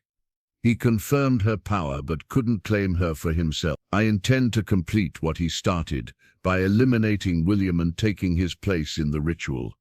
Disgust rose in Eliza's throat. "The prophecy specifies willing participation. Willing can be negotiated." He poured wine into a silver goblet. "You'll find me more reasonable than my brother, more ambitious too. William would waste the power on personal freedom. I intend to rule these waters as they were meant to be ruled, with the sea itself at my command." When she remained silent, Redmond continued, "Consider your options carefully. William is likely dead or captured by now. Your uncle awaits with silver chains and accusations of madness. I offer partnership in power." "Partnership?" she challenged. "Or sacrifice?" Something dangerous flashed in his eyes. "That depends entirely on your cooperation." For 3 days, Eliza remained locked in Redmond's cabin, mapping her prison's details while formulating escape plans. She observed crew patterns through the windows, memorized the timing of guard changes, and noted which men showed hesitation or reluctance when Redmond gave orders. The captain visited daily, alternating between charm and veiled threats. He spoke of the ritual he intended to perform at the next full moon, when they would reach a particular convergence point. Each visit revealed more of his twisted interpretation of the prophecy and his plans for the power he sought. During one such conversation, she noticed a young sailor delivering meals who flinched whenever Redmond raised his voice. Later, when alone with this boy, she whispered, "You fear him." The youth startled, but nodded slightly. "Help me and I can free us both," she promised. Over subsequent days, she cultivated alliances among the discontented crew. The cook who bore scars from Redmond's discipline. The navigator forced into service through threats to his family. The boatswain who had once sailed with William and respected him more than his cruel brother. Through whispered conversations and promised rewards, she built a network of potential allies, all while appearing increasingly compliant to Redmond's demands, gaining small freedoms as he believed her spirit breaking.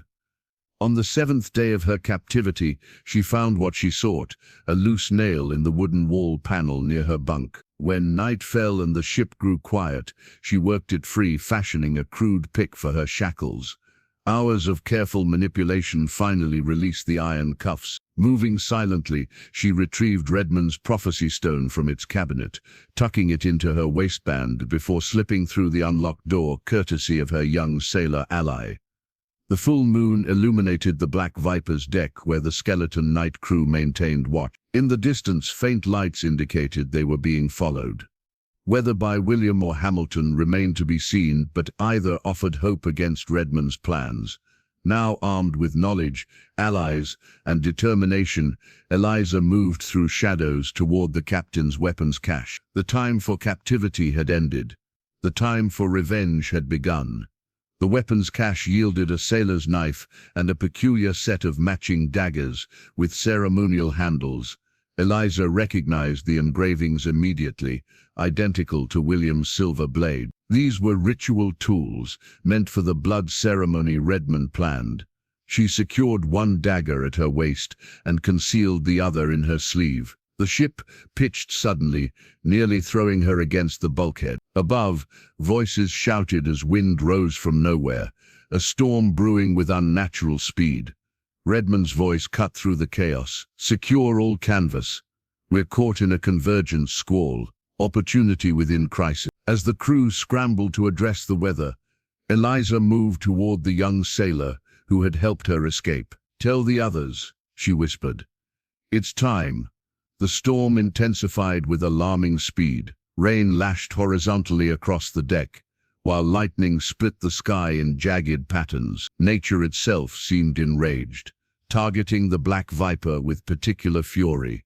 Eliza recognized the signs from William's teachings. This was no ordinary tempest. They had entered a convergence zone during high magic, when the boundaries between worlds thinned. The sea responded to bloodlines present, especially those with intent. Redmond appeared on deck, coat whipping around him as he fought to maintain balance. His eyes widened upon seeing her free of both cabin and shackles. "Secure the woman," he shouted to nearby men. 2 sailors approached, but hesitated, glancing significantly toward the cook and boatswain standing nearby. Her allies were holding to their promises. "The men won't help you," she called over the howling wind. "They've seen what you truly are." Fury transformed Redmond's features. "Mutiny. On my ship?" He drew his sword.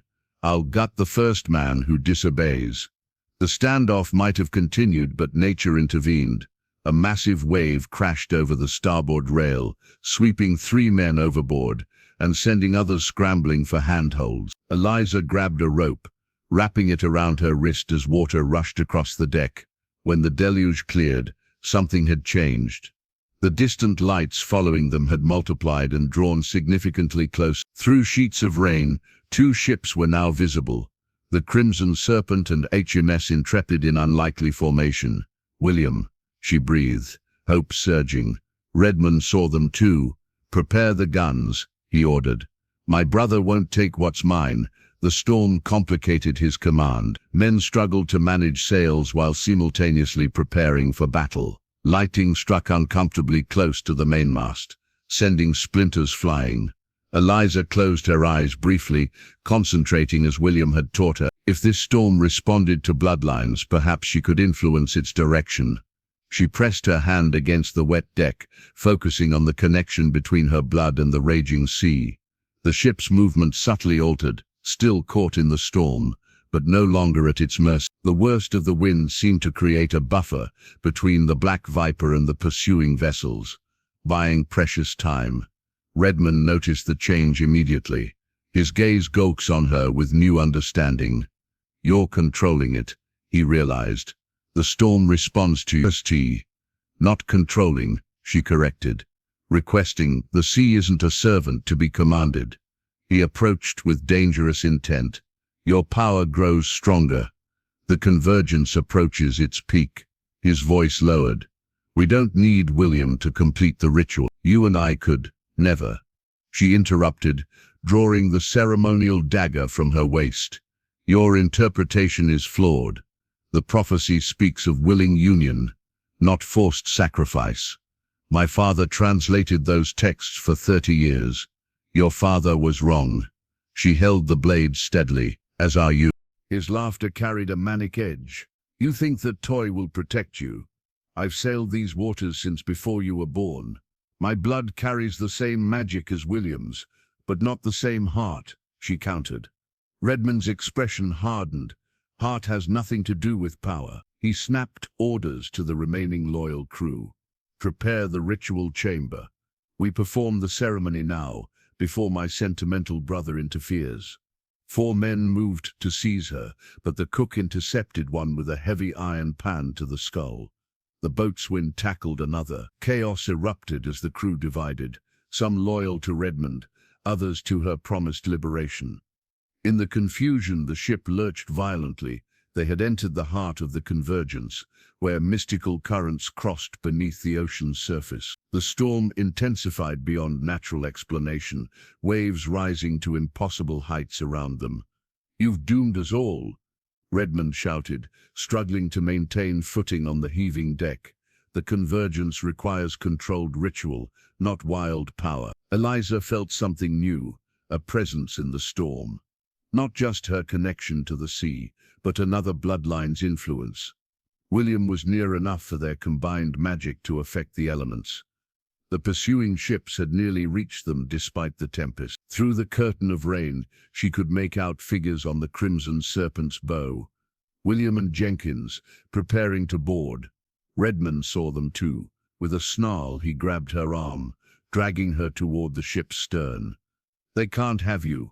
The power is mine by birthright." She fought his grip, but Redmond's desperation lent him strength. He pulled her down a narrow stairway into the depths of the ship, toward a chamber she hadn't seen during her captivity. The door opened to reveal an altar stone salvaged from some ancient temple, positioned above a section of hull that opened to the sea below. Ceremonial markings covered the walls, and silver chains waited at the altar's 4 corners. "The ritual chamber," Redmond announced with twisted pride, "where the bloodlines will finally converge under my control." The ritual chamber pulsed with unnatural energy. Seawater seeped through the specially designed hull beneath the altar stone, creating a shallow pool that reflected wavering lamplight. Outside, the storm howled with increasing fury as 3 ships, the Black Viper, the Crimson Serpent, and HMS Intrepid, converged at the heart of ancient powers. "You can't force the prophecy," Eliza warned, as Redmond dragged her toward the altar. "The bloodlines must join willingly." "Willing is relative," he replied, producing a vial of dark liquid from his coat. "This will make you compliant enough." Before he could administer the drug, the ship shuddered violently. Wood splintered somewhere above as cannon fire exchanged between vessels. The battle had begun, Redmond cursed, securing Eliza's wrist to one of the silver chains before rushing to a small window. "They're boarding," he growled. "Sooner than expected." The moment his attention wavered, she twisted her body to retrieve the second ceremonial dagger, hidden in her sleeve. The blade wasn't ideal for cutting metal, but the chains were designed for magical containment rather than physical strength. She worked silently at the weak link, while Redmond gathered ritual components. From above came sounds of combat, steel on steel, pistol fire, men shouting. The ship rocked precariously as waves battered its hull. Each movement loosened Eliza's chain further. Redmond returned to the altar, laying out his instruments with practiced precision. Among them gleamed an object that captured Eliza's attention, a medallion of intricate design, similar to Cook's bone charm but crafted from some lustrous metal that seemed to shift colors in the lamplight. "The Convergence Amulet," Redmond explained, noting her interest, "worn by the original priest who first bound our bloodlines apart centuries ago. When it glows, the convergence reaches its peak." As if responding to his words, the amulet pulsed with faint blue light. The storm outside intensified correspondingly, the ship groaning under nature's assault. "William comes for me," she said, stalling while working the weakening chain. "You cannot win against both him and the Royal Navy." "I don't need to win the naval battle," Redmond smiled coldly. "Only complete the ritual before they reach us." The door exploded inward before he could continue. William stood framed in the shattered entrance, sword drawn, blood streaking his face from a fresh wound. Behind him, Jenkins and two other crewmen engaged Redmond's loyalists in the narrow passageway. The brothers faced each other across the chamber, mirror images distorted by time and choice. "Release her," William demanded. "Always so predictable, little brother," Redmond taunted. "So desperate to save the damsel. This isn't about her." William advanced cautiously. "You've misinterpreted everything our father discovered. The prophecy was never about domination." Redmond drew his sword. "Says the man who kidnapped her first."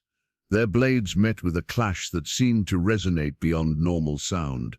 Each strike echoed with unnatural force, reverberating through the ship's timbers. The brothers fought with identical technique, yet opposite intent, William protective, Redmond predatory. Eliza worked frantically at her chain, finally feeling the link give way. Freedom came just as a massive wave struck the vessel, knocking both men off balance. Seawater poured through the specially designed opening beneath the altar, rapidly flooding the chamber to knee-height. She seized the Convergence Amulet, its metal burning cold against her palm. The blue glow intensified at her touch, spreading up her arm in luminescent veins. "The amulet recognizes your blood," Redmond gasped, regaining his footing. "As I knew it would." Another explosion rocked the ship, cannon fire striking dangerously close. The battle above had intensified, with new voices joining the fray. British Marines had boarded from the Intrepid, adding a third faction to the chaos. The chamber door burst open again. Commander Hamilton stood there in his immaculate uniform, now stained with gunpowder and blood. His eyes widened upon seeing Eliza free and holding the glowing amulet. Eliza's.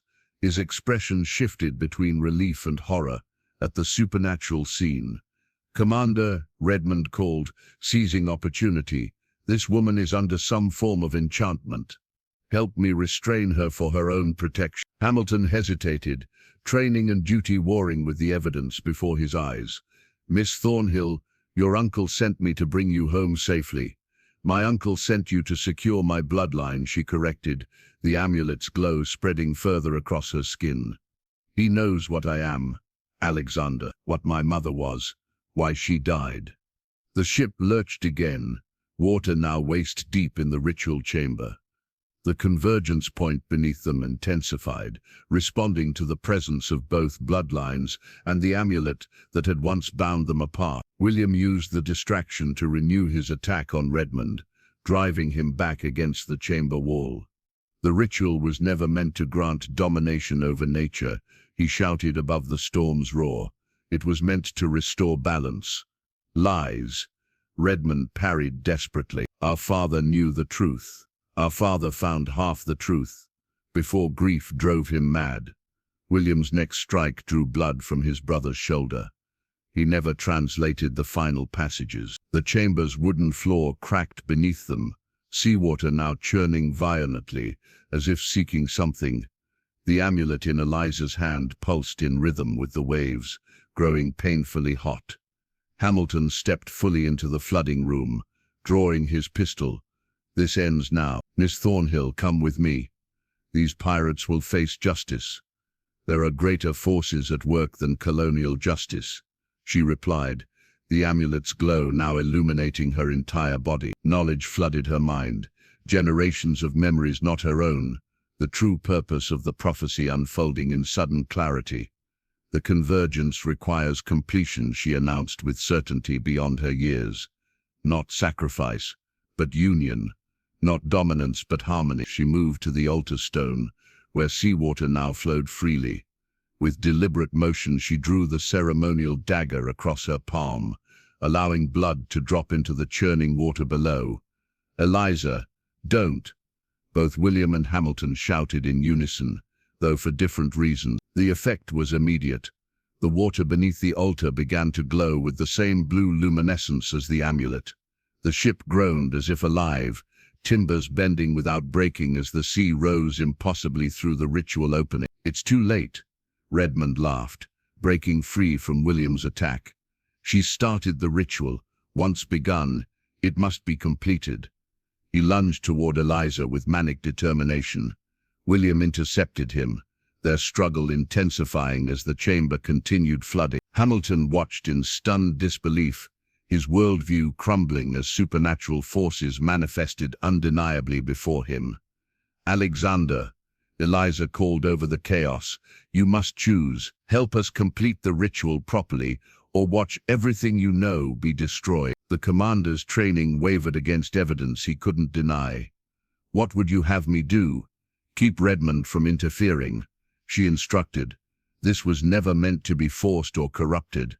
Hamilton hesitated only briefly before lowering his pistol and drawing his sword. Naval discipline overcame prejudice as he moved to assist William against Redmond.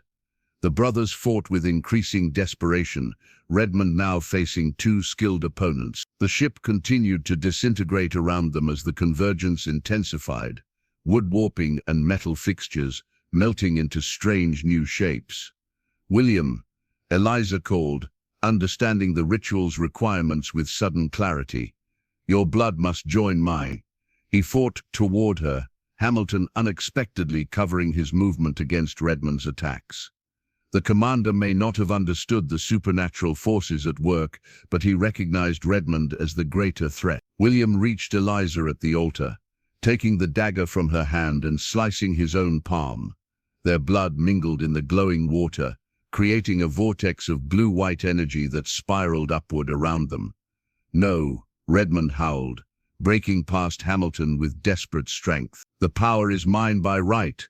He lunged at William, sword aimed for a killing blow. William turned to defend himself, but too slowly. Hamilton, acting on instinct or perhaps newfound understanding, threw himself between them. Redmond's blade struck the commander's shoulder rather than William's heart. The distraction gave William time to complete the ritual. He clasped Eliza's bleeding hand with his own, their mingled blood dripping into the convergence point below. The amulet between them blazed with light that momentarily blinded everyone in the chamber. Redmond, refusing to accept defeat, pushed past the wounded Hamilton and lunged again at the couple.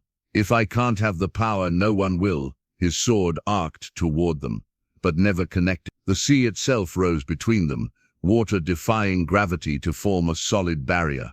Redmond's blade struck this impossible shield and shattered, fragments turning to mist upon contact. "The bloodlines are reuniting," William explained, his voice somehow carrying above the storm's fury. "As they are always meant to," Redmond screamed in rage, plunging his hands into the glowing vortex, attempting to corrupt the ritual through sheer force of will. The water responded instantly, surging up his arms and encasing him in a cocoon of supernatural energy. His body contorted as the power he had sought to control overwhelmed him. "He's trying to steal the convergence energy," William shouted. "It will destroy him." Indeed, Redmond's form began to dissolve where the glowing water touched him, his corrupted intent creating a backlash that consumed him from within. His final scream faded as his physical form disintegrated into the vortex. The ship gave a final terminal groan. "We need to abandon ship," Hamilton called, supporting himself against the wall, blood flowing from his shoulder wound. "She's breaking apart," William turned to follow, but stumbled suddenly. Redmond's final attack had struck true without anyone noticing, a throwing knife embedded deep in William's side. "Go," William gasped to Hamilton, collapsing to his knees in the rising water. "Get her out of here." "Not without you," Eliza insisted, supporting his weight. She turned to her former fiancé. "Help me with him." Hamilton hesitated only briefly before nodding. Whatever he had witnessed had fundamentally changed his understanding of the world. Together they supported William through the disintegrating vessel toward the upper deck. Behind them, the ritual chamber collapsed entirely, the convergence point releasing its energy throughout the ship. The Black Viper was beyond saving, its structure compromised by both battle and supernatural forces. On deck, chaos reigned. The storm had reached impossible intensity, yet curiously the waves seemed to avoid crashing over the areas where Eliza walked. The sea itself made way for them, as Hamilton signaled his Marines to assist with evacuation. The Crimson Serpent hovered nearby, Jenkins coordinating rescue efforts for loyal crew members. The HMS Intrepid maintained position on the other side, British discipline evident even in supernatural crisis. As they reached the railing, William's strength failed completely. The wound in his side leaked blood faster than Eliza could staunch. His eyes, finding hers, communicated what his voice could not. The ritual remained incomplete. Without full convergence, the power they had awakened would consume everything. "Not like this," she whispered, the amulet still pulsing in her hand. "I won't lose you now." With sudden conviction, she pressed the amulet against his wound. The metal flared with renewed intensity as she completed the ritual with words that came from somewhere beyond conscious knowledge. Phrases in that ancient tongue that felt as natural as her own heartbeat. The sea responded immediately. Water rose around them, not threatening but protective, forming a cocoon of glowing energy that encased them both. Within this sanctuary, time seemed to slow. William's wound began to close, tissue knitting together under supernatural influence. "The bloodlines are one," she whispered against his lips, "as they were always meant to be." Dawn broke over calm seas, the supernatural storm having dissipated with the ritual's completion. The Black Viper was gone, swallowed by the convergence that had opened beneath it. The Crimson Serpent floated serenely alongside HMS Intrepid, an uneasy truce maintained between pirate and navy. Eliza stood at the rail of William's ship, watching the sunrise paint gold across waters that now seemed to whisper directly to her consciousness. The convergence amulet hung at her throat, its glow subdued but present, a permanent reminder of boundaries crossed and bloodlines united. William joined her, moving with the careful grace of the recently healed. Though the amulet had closed his wound, recovery demanded its toll in exhaustion and lingering soreness. "Hamilton's officers are growing restless," he observed, nodding toward the naval vessel where Marines stood attention. "They expect him to arrest." "He won't," she replied with certainty. "Not after what he witnessed." Indeed, Commander Hamilton appeared on the Intrepid's deck, watching them with troubled eyes. The man who had arrived to capture a pirate and rescue a governor's ward now faced a reality where neither description applied. William's hand covered hers on the railing. The simple touch sent awareness flowing between them. Not just emotional connection, but something deeper. She could sense his heartbeat as clearly as her own, feel the rhythm of his breathing, as if sharing one body. "The ritual changed us," he said softly. "More than I anticipated." "We're bound now," she agreed. "I can feel your thoughts at the edges of my mind, and I yours." His thumb traced gentle patterns across her knuckles. "The sea responds to us together in ways I never achieved alone." As if demonstrating, the waters below their joined hands swirled in perfect spirals without either consciously commanding it. Ish gathered in the pattern, scales glinting in morning light. A longboat approached from the Intrepid, Hamilton himself rowing with bandaged shoulder. The commander climbed aboard the Crimson Serpent without waiting for permission, his face set in official lines, despite the extraordinary circumstances. My orders were explicit, he began stiffly.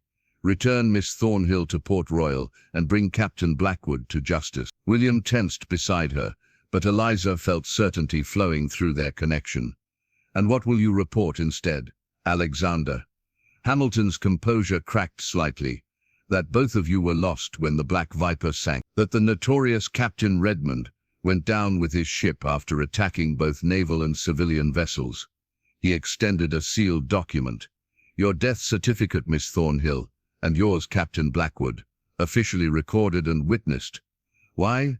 William asked, suspicious still. Because some truths are too dangerous for the Admiralty, Hamilton replied frankly. And because I saw with my own eyes what happens when men try to control forces beyond their understanding. The commander straightened his uniform. You have until sundown before I must report your vessels destroyed with all hands lost. I suggest you make significant distance before then. After Hamilton departed, the crew gathered to determine their course. Cook and Jenkins had survived. Along with most of the loyal sailors, the ship had weathered both battle and supernatural storm with surprisingly minimal damage. Where to, Captain? Jenkins asked, unfurling charts at the navigation table. William glanced at Eliza. Through their connection, she sensed his thoughts. Familiar waters held too many enemies now, too many who might recognize them despite official death. East, she suggested, past the trading routes, toward unexplored waters. William nodded. The Portuguese speak of islands beyond the charts, places where old magic still holds sway.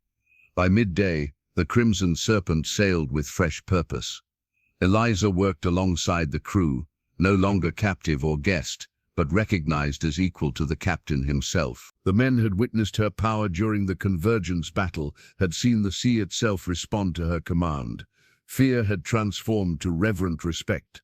As sunset approached, William summoned everyone to the main deck. There he unfurled a new flag to replace the pirate colors they had sailed under.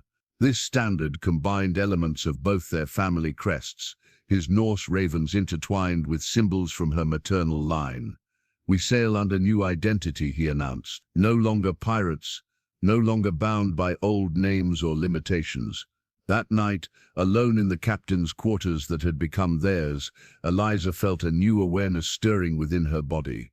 Her hand drifted to her abdomen, sensing the impossible so soon, yet undeniable through her enhanced perception. You feel it too? William asked, his hand covering hers. She nodded. The bloodlines truly united. New life grew within her, the first child in centuries to carry both bloodlines united rather than divided. Whatever power or purpose this represented remained to be discovered on the uncharted horizon before them.